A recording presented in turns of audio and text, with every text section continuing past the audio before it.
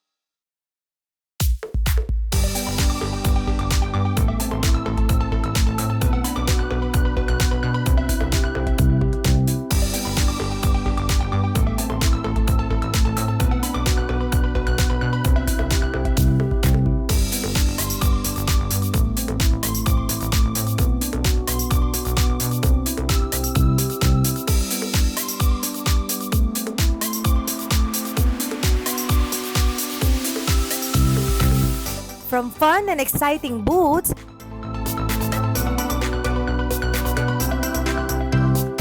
hanggang sa masasarap na food carts at photo booth that will truly capture the happy moments ng bawat celebration. Lahat ng yan at marami pang iba ay sagot ng Click and Shot photo booth and party services.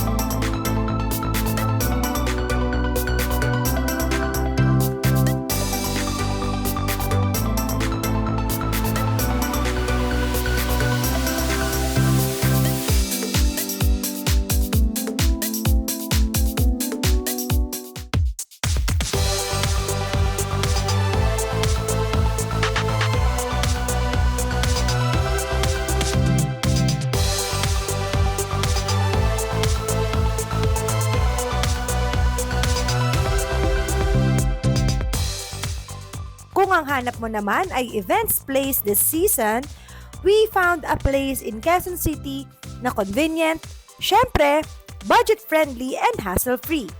From venue to setup, catering, and hanggang sa technicals, sagot nila yan. At sinamahan pa ng maraming freebies. Ang promise nga nila ay to transform your imagination to celebration. Ito ang handog ng our main events.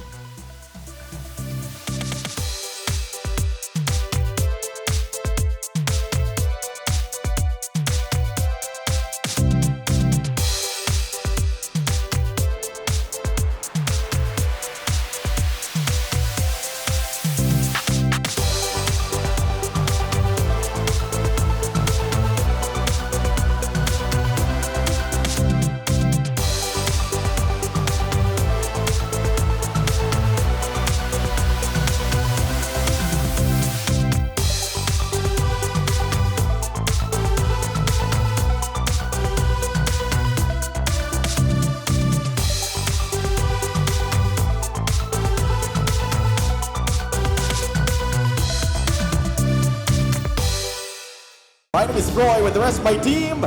We're from our main events where we make an event a party. Solemn part might be over, but it won't stop us to keep on recognizing this beautiful and special event. Ladies and gentlemen,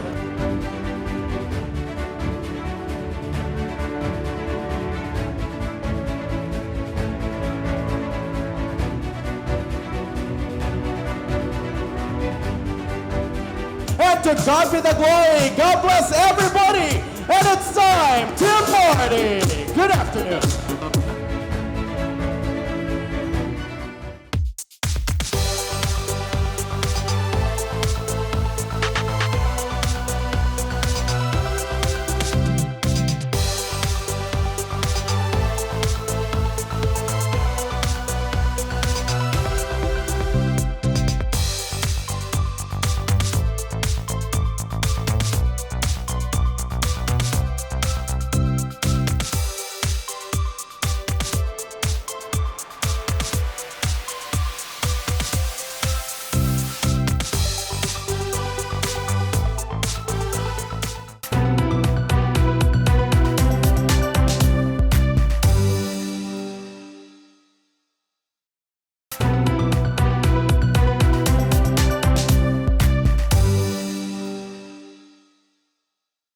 Welcome back mga ka-NG! Sa dami ng negosyo ideas na naiisip mo, sigurado ang unang tanong nyo lagi ay, pwede kaya?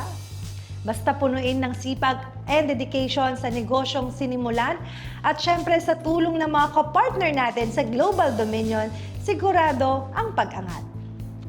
At para bigyan tayo ng mga true-to-life stories ng pag-angat, kasama natin ngayon ang ating mga kapartner sa hashtag Pwede Pala. Mga kapartner, kumusta kayo dyan? Mabuting-mabuti po, Miss A. And good morning, syempre. At good morning din sa ating mga kapartners at sa ating mga ka-NG. Nako, eto, balita ko. Ang hashtag Pwede Pala story natin today ay hindi lang basta-basta ordinary story, kundi success story ng isang visionary boss. At hindi lang basta boss, ayan. Dahil ang vision niya ay laging for a cause. Number 1 sa kanya ang pagtulong sa mga MSMEs at pagbibigay ng trabaho sa mga Pilipino. Mula sa batang lumaki sa Fishport area, nag-aral, sumubok, at ngayon, isa sa dahilan kung bakit tayo ay isa sa mga leading and fastest growing financing company dito sa Pilipinas. Tama kayo dyan mga kapartner at eto nga, nakakwentuhan ni Huge ang ating CEO na si Sir Robert Jordan Jr., ang ating si Sir Bob, tungkol sa kung paano niya sinimulan ang Global Dominion. At ang kwentong yan ay talaga namang swak na swak sa hashtag Pwede Pala. Panoorin natin to.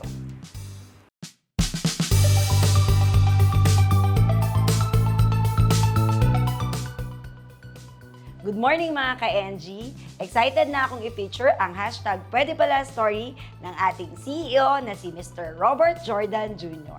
Sir Bob, ikaw ang CEO ng Global Dominion Financing, no? Gusto ko lang malaman na kung yung bata ka ba, pangarap mo ba talaga ito? Lumaki ako mahirap na yung pamilya namin, no? Mahirap yung buhay namin, no? Kasi palipat-lipat ako. And sabi ko, sana paglaki ko, hindi na ganito yung paghihirap namin. Tapos, nasa isip ko talaga nararamdaman ko, even though bata pa ako, na sa pagnenegosyo, doon talaga unlad yung buhay ko. Naisip ko lang na siguro yung buhay ko mas makakatulong at may magagawa akong mas mabuti kung may negosyo, maging successful sa negosyo. Ano naman sir yung mga, sa tingin mo, yung mga values or katangian mo na naging susi dun sa pagtagumpay mo sa negosyo? I think it's yung disiplina, no? Kailangan honest ka, yung integridad mo, itong mga values na to, yun ang importante na carry ko paglaki ko, no? Lakasan ng loob lang talaga, no? Ang ano dito is, sabi ko may idea ko na business. Ito yung present ko sa mga investors. And napakapalad naman na may mga investors na naniwala sa akin at nagbigay sila ng kapital para makapag-umpisa yung business. No? Sino-sino naman, sir, yung matuturing mo na kapartner mo dun sa pag-angat mo? It's really the officers and employees. Yan talaga ang magdadala sa iyo, no? Kasi pag matibay ang organisasyon mo, matibay ang mga officers mo, talagang malayo ang mararating mo. Yung mga magagaling na officer at saka mga employees, hindi yan sasama sa iyo, no? Pag hindi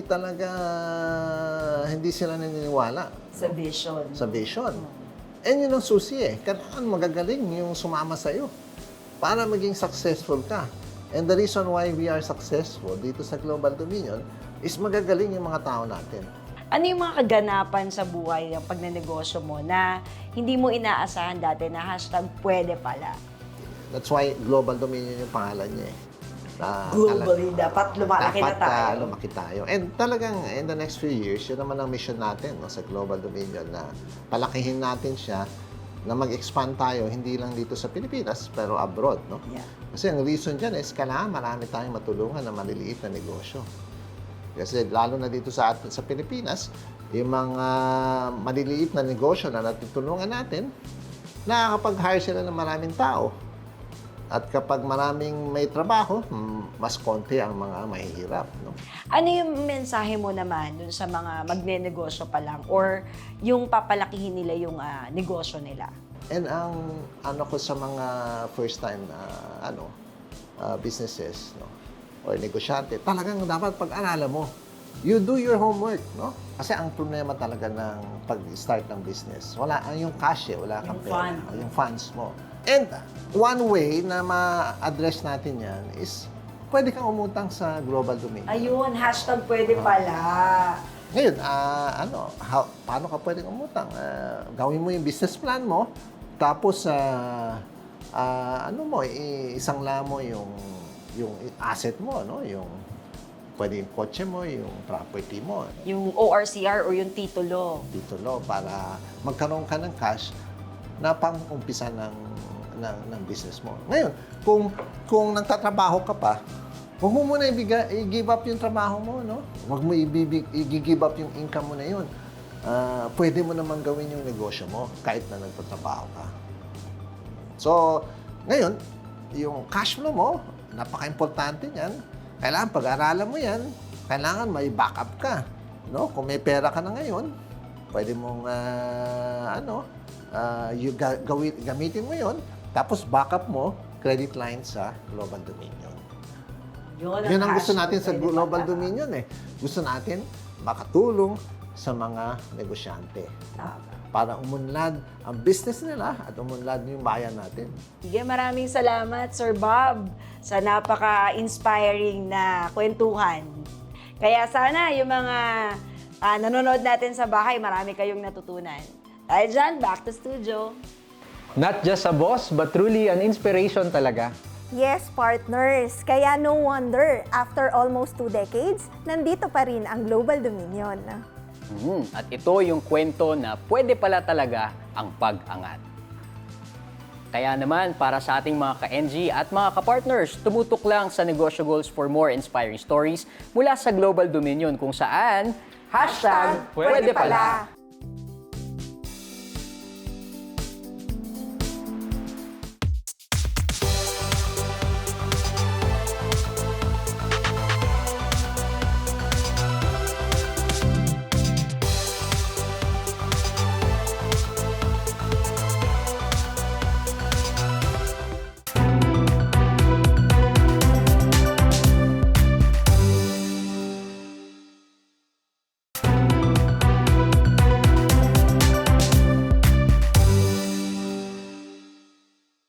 Ang pabang sa bahay, chop suey is the... Oh, hello mga ka-MG! Andyan na pala kayo. Nako, naglilista kasi ako ng mga ipapabili ko mamaya para sa ulam at snack sa bahay. Mahilig naman sa prutas at gulay ang pamilya ko, pero syempre, gusto ko na nakakasigurado akong healthy sila. Lagi, lalo na ang mga bata. Sino kaya ang kasama ni Crizel this morning para i-guide tayo na maging healthy active at happy ang ating mga anak. Hi, Crizel! Who are you with this morning? Good morning, Miss A.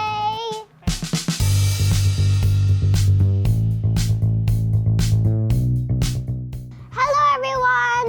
Welcome to another episode of Purple Hearts with Crizel. I think kids like me should learn healthy eating when they are young. Oranges, apples, and bananas are my favorite fruits. And also, I love chocolates and cookies too. So to help us out, we have a special guest in our studio, Miss Daisy. Good morning. Hi, good morning, Crizel, and good morning to all our viewers. Okay, so Miss Daisy, in school they were teaching us how to eat healthy, and also they were talking about the food pyramid. Can you please tell us more about the food pyramid, please? Yes, of course, Crizel. So, yung food pyramid, it is a useful illustration kung ano ba yung dapat na mga foods na kinokonsume natin na most, and then yung mga foods na kinokonsume natin na less. Okay, so yung sa food pyramid, makikita natin, yung pinaka-base niya is water. So, dapat kasi, Crizel, yung mga kids na katulad mo, you should drink 6 to 8 glasses of water every day. Okay, so sa next level ng food pyramid, makikita natin yung mga carbohydrate-rich foods. Ano ba yung mga carbohydrate-rich foods? Ito yung mga rice, breads, grains, and cereals, mga kinakain natin. Ooh, I love cereal. Oh yes, oo. Yun yung mga nagbibigay ng energy para maging active ka sa school. Yes. So next sa carbohydrates, we have the fruits and vegetables. So fruits and vegetables, it is high in fiber and it is high in vitamins and minerals para malakas yung immune system ng mga kids like you. So ano ba yung mga fruits na mga favorite mo kinakain? Oh, my favorite fruits are apple, banana, and also oranges and watermelon. Watermelon, And lots of more. Yes, oh, yes, dapat talaga iba't ibang klase or iba't ibang variety yung mga kinakain natin ng mga fruits and vegetables daily.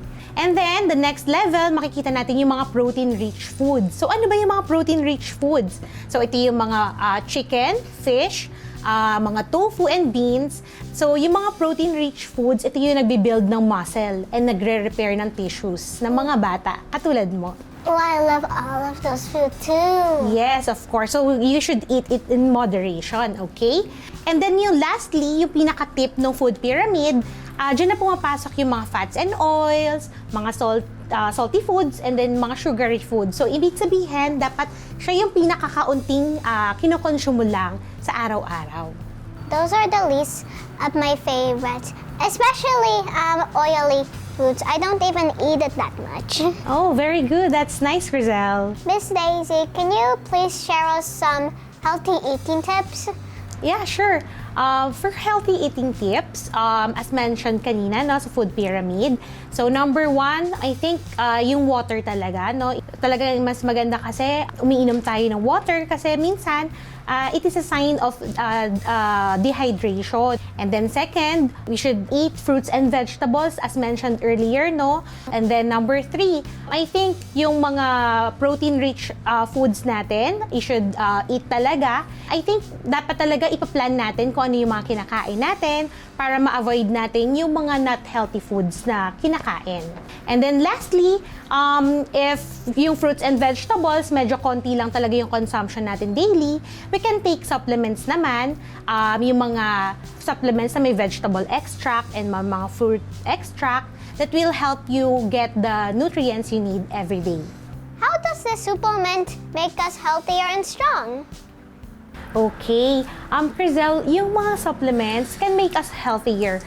For example, each individual needs a lot of calcium, vitamin C, iron, zinc, and many more nutrients para maging healthy. But we need to eat a lot of foods that are rich with that. But with taking one single supplement, you can get the right kind of nutrients that your body needs every day. Oh, now I know that supplements that have fruits and vegetables help them boost our energy. I definitely know a product that's formulated with love and care. Thank you so much, Miss Daisy. We sure learned a lot from you. By the way, do you got a message for the kids and parents watching us today? With proper diet, syempre kailangan physically active din tayo. So, we should engage in mga physical activities na gusto natin ginagawa everyday para ma-burn natin yung mga calories from food that we eat. Like, dancing? I love dancing! Yes, like dancing. Thank you so much, Miss Daisy. By the way, please check out Purple Heart's social media on your screens. That's it for our episode today. Please join me next week. I'm your host, Crizel, and this is Purple Heart's with Crizel. Bye!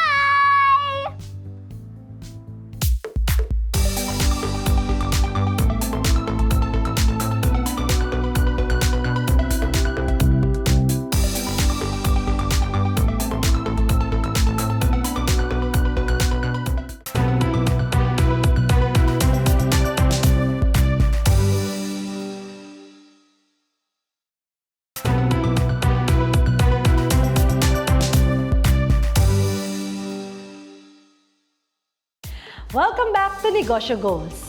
Mga ka-NG, basta kwentong negosyo at mga business ideas at mga papagkakakitaan, number 1 yan dito sa atin.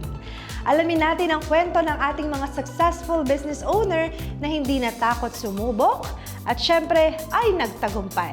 Let's watch this, mga ka-NG.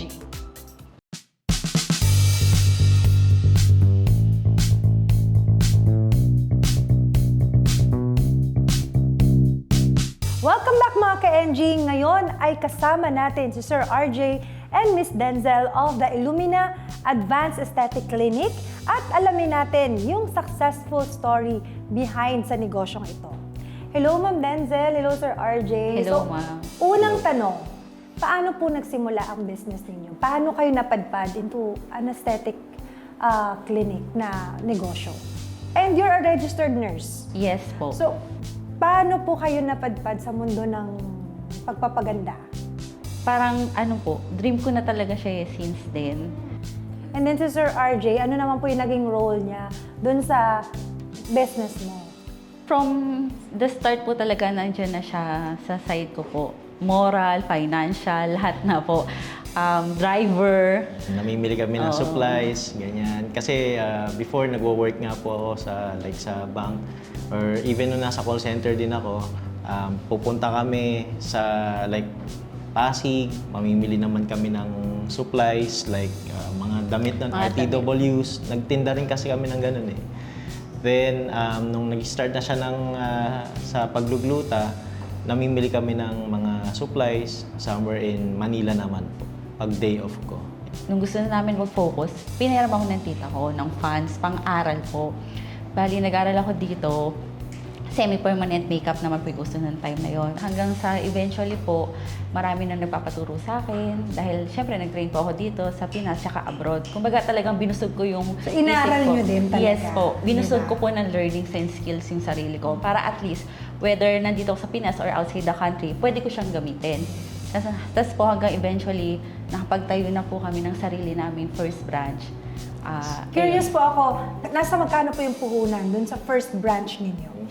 Unang branch po kasi, as in, skills lang po kasi yun eh. So, yun lang po, yung 250,000. For that skills, na meron naman na po siyang parang starter kit na kasama na you can do the microblading. And now, advanced na yung mga machines ninyo Yes po. sa center ninyo. And 11 branches na daw po. Yes po. Yan. And balita ko po, magpapa-franchise na daw kayo. Yes po. Yes We're po. Bakit open niyo na po naisipan na magpa-franchise na? Kasi for the longest time, ang dami na rin nag-inquire sa amin, even mga clients. Interested din talaga interested po sila. talaga sila. So kasama na po ba doon yung training? Yes, Yes. included na po. All in na po siya. Yan, yung training, paggamit ng trademark, and even po yung layout ng store, hahanap na lang po sila ng pwesto and i-approve namin. And at the same time, lahat po ng support, marketing, andyan, customer service, kung ano po So yung i-guide kailangan niyo nila. sila. Pero nasa magkano po ba ang franchise ng isang clinic? Nasa around 3.6 million po. Ano na So, po yung mga kasama na doon? complete setup na po yun from, yun nga po, katulad ng sinabi, from back office, starting po sa hiring ng tao, sa training, then supplies and consumables kasama na po with the complete machine So setup. ready na siya talaga, parang kailangan na lang yung tao na magmamanage Yes. ng Yes, business. exactly po. Yes And po. operational na. Yes po. Paano nyo sinisigurado na yung Illumina aesthetic hindi nahuhuli? From time to time po, nag-training kami here and abroad. And bukod po doon, meron po kaming mga doctors and nurses na syempre tutulong din po sa amin. Kapag pumupunta kami sa abroad, bukod sa nag-a-attend kami ng training, nagtitingin-tingin din kami kung ano yung mga trending doon. Like, especially sa South Korea po.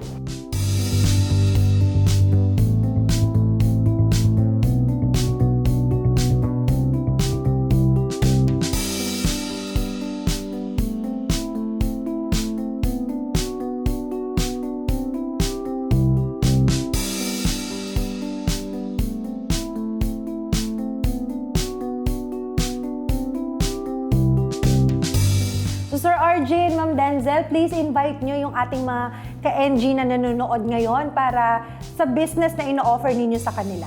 Mga ka-NG, available na po ang franchise program ng The Illumina Advanced Aesthetics. Andito po ang aming social media accounts and contact number. Nationwide po yun. So kahit saan party ka po sa Pilipinas, pwede po kayo mag-avail.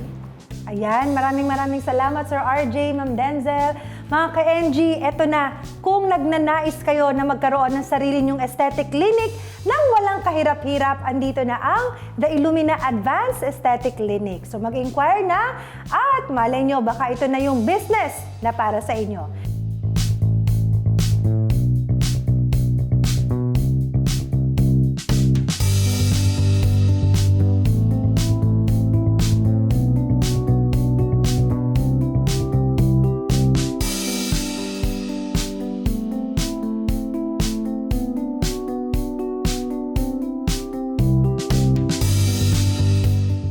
Salamat sa pagsama sa amin ngayong almusal, mga ka-NG.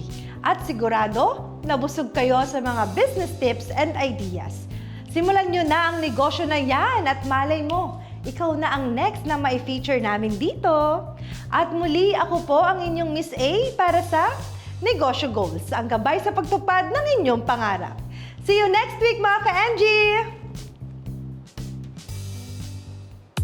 Negosyo Goals would like to thank Global Dominion Financing Incorporated, Purple Hearts, The Maker's Den Studio, Arke Customized Printing Services, Jasco by Juvie Monzaga, Cocina ni Gracia, Tirta Shores, Lechon de las Piñas, Jamazing Apparel, Zavis Deli, Centur's Par Shea Perfume Booth, our main events: Crave by Cara, Imprenta Republica Printing Services, Lux Lip, Lux Kids, Lux Skin, Lux Cosmetics, Lux Beauty and Wellness Group, Balay ng Itay Private Resort,